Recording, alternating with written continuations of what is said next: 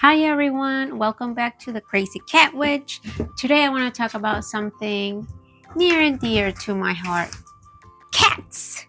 More specifically, my experience as a first-time foster parent. It wasn't something I jumped into right away, but the right moment came and here I am, fostering my second litter of kittens. So let's dive into how it all got started.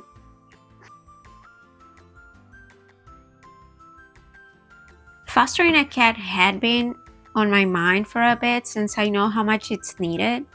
And at the time, I was spending a lot of my free time doing TNR because that's also important. But then life got busier, I started working more hours at my job, and TNR requires a lot of time.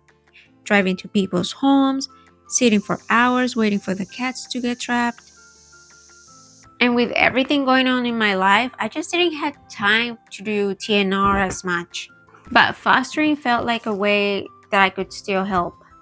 And I had a spare room that no one was using because honestly, I never have people over. So I thought, why not put it to use for something important? As much as I was thinking about fostering, my first experience actually happened by accident.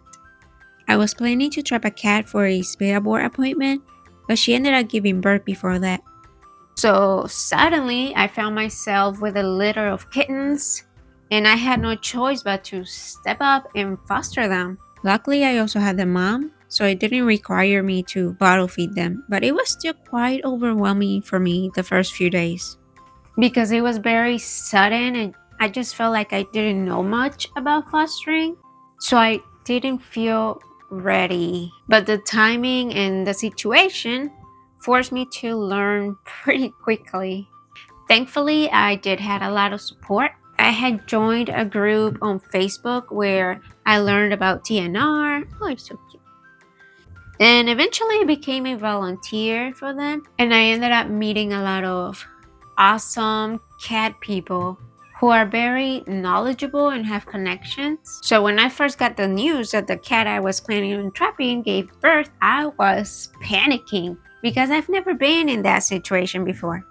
So I went to the group and they answered all my questions. They helped me out and they got me connected to a rescue that tagged the kittens. And the rescue provided everything. They got me litter, they got me food, carriers. So that took a lot of pressure off. I think that's something a lot of people don't realize about fostering. When you're fostering for a rescue, they normally provide everything you need, so you don't have to spend any money. And you're not alone. There's a bunch of resources and people who will help you along the way. I also spend a lot of time watching the Kitten Lady. She has a lot of good videos on anything cat related. She's definitely a fountain of knowledge. All of those resources really made a difference for me. So with all that help, things got easier as time went on. The kittens started growing, developing their own little personalities, and it became a lot more fun.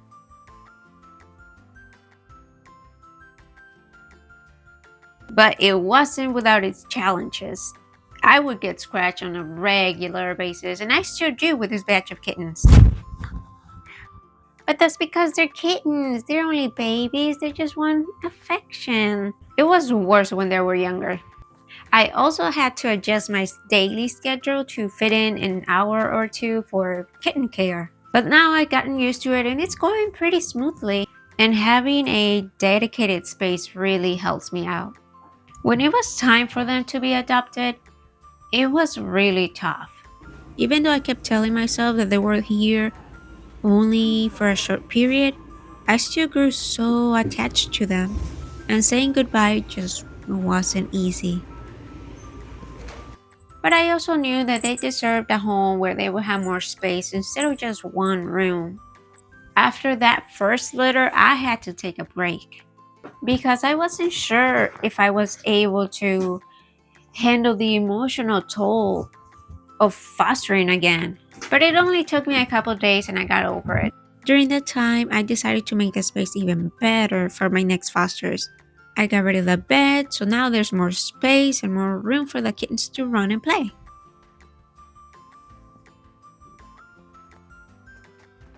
Once I felt ready, I reached out to the rescue and now I'm fostering my second litter of kittens.